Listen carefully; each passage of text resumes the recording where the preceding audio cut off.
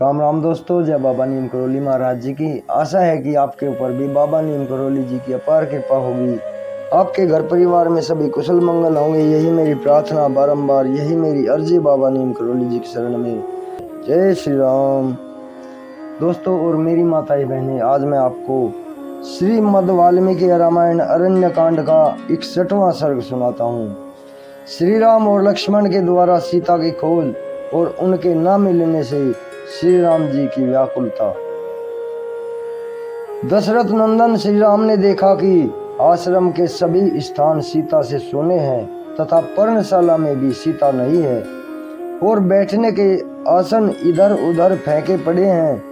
तब उन्होंने पुनः वहां के सभी स्थानों का निरीक्षण कर चारों ओर ढूंढने पर भी जब विदेह कुमारी का कहीं पता नहीं चला, तब श्री रामचंद्र जी अपनी दोनों भुजाएं ऊपर उठाकर सीता का नाम लेकर जोर जोर से पुकार के लक्ष्मण से बोले, भैया लक्ष्मण, विदेह राजकुमारी कहाँ है? यहाँ से किस देश में चली गई?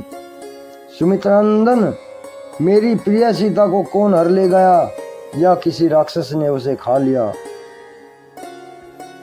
फिर वे सीता को संबोधित करके बोले, सीते, यदि तुम वृक्षों की आड़ में अपने को छिपाकर मुझसे हंसी करना चाहती हो तो इस समय यह हंसी ठीक नहीं है। मैं बहुत दुखी हो रहा हूँ, तुम मेरे पास आ जाओ। सौम्य स्वभाव वाली सीते, जिन विश्वस्त मृग छानों के साथ तुम खेला करती थी, वे आज तुम्हारे बिना दुखी हो आंखों में आंसू भरकर चिंता मग्न हो गए हैं। लक्ष्मण, सीता से रहित होकर मैं जीवित नहीं रह सकता। सीता हरण जनित महान शोक ने मुझे चारों ओर से घेर लिया है। निश्चय ही अब परलोक में मेरे पिता महाराज दशरथ मुझे देखेंगे। वे मुझे उपालंब देते हुए कहेंगे, मैंने तो तुम्हें वनवास के लिए आज्ञा दी थी और तुमने भी वहां रहने की प्रतिज्ञा कर ली थी। फिर उतने समय तक वहां रहकर उस प्रतिज्ञा को पूर्ण किए बिना ही तुम यहाँ मेरे पास कैसे चले आए? तुम जैसे स्वेच्छाचारी, अनार्य और मिथ्यावादी को धिक्कार है। यह बात परलोक में पिताजी मुझसे अवश्य कहेंगे। मेरी सीते, मैं विवश, शोक संतप्त, दीन, भग्न मनोरथ हो करुणाजनक अवस्था में पड़ गया हूँ। जैसे कुटिल मनुष्य को कीर्ति त्याग देती है, उसी प्रकार तुम मुझे यहाँ छोड़कर कहाँ चली गई हो? मुझे ना छोड़ो सीते, ना छोड़ो।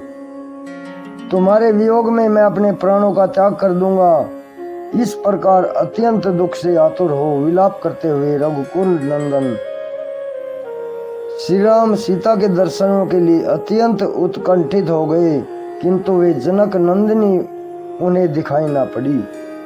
जैसे कोई हाथी किसी बड़ी भारी दलदल में फंसकर कष्ट पा रहा हो, उसी प्रकार सीता को ना पाकर अत्यंत शोक में डूबे हुए श्री राम से उनके हित की कामना रखकर लक्ष्मण यों बोले,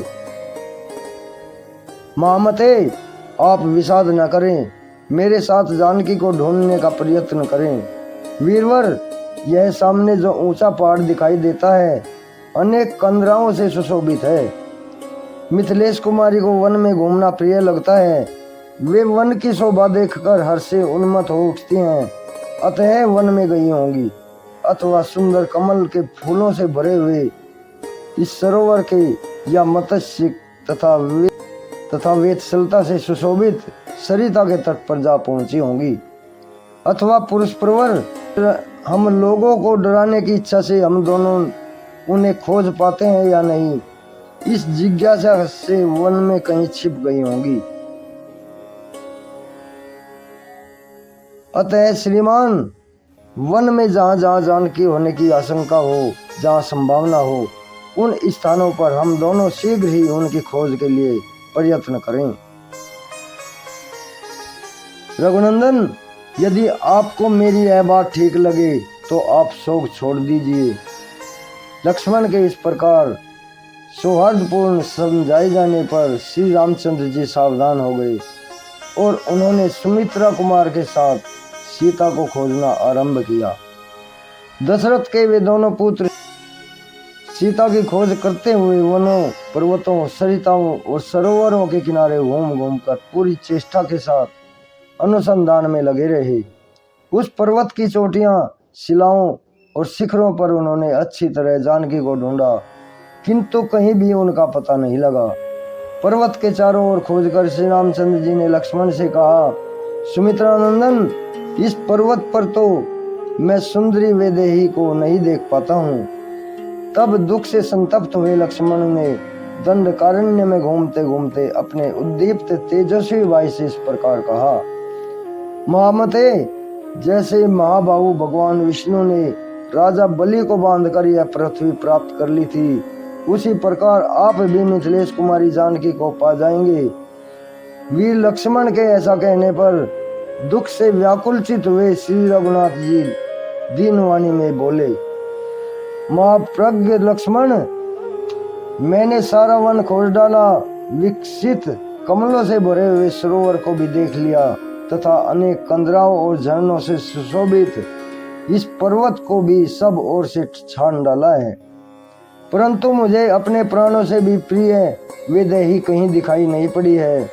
इस प्रकार सीता हरण के कष्ट से पीड़ित हो विलाप करते हुए श्री रामचंद्र जी दीन और शोकमग्न होकर 2 घड़ी तक अत्यंत व्याकुलता में पड़े रहे।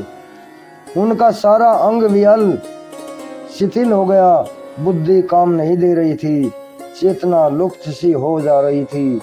वे गरम गरम लंबी सांसें खींचते हुए दोनों ओर आतुर होकर विषाद में डूब गए। बारंबार उच्छ्वास लेकर कमल नयन श्री राम आंसुओं से गदगद वाणी में हा प्रिय यह कहकर बहुत रोने बिलखने लगे। तब शोक से पीड़ित हुए लक्ष्मण ने विनीत भाव से हाथ जोड़कर अपने प्रिय भाई को अनेक प्रकार से सांत्वना दी। लक्ष्मण के ओष्ठ पुष्टों से निकली हुई इस बात का आदर न करके श्री रामचंद्र जी अपनी प्यारी पत्नी सीता को ना देखकर उन्हें बारंबार पुकारने और रोने लगे। इस प्रकार श्री वाल्मीकि निर्मित आस रामायण आदि काव्य के अरण्य कांड में 61वां सर्ग पूर्ण हुआ। जय श्री राम। प्रभु राखो शरण। जय राम जी की। दोस्तों और मेरी माताएं बहनें, 61वां सर्ग पूर्ण हुआ है। कल इसका अगला भाग होगा 62वां सर्ग श्री राम का विलाप। अभी आज्ञा लेता हूँ। चैनल को सब्सक्राइब कर ले अगर आपने नहीं किया है, और आगे भी शेयर करें। प्रभु की अपार कृपा आपके ऊपर हो, यही मेरी प्रार्थना। जय राम जी।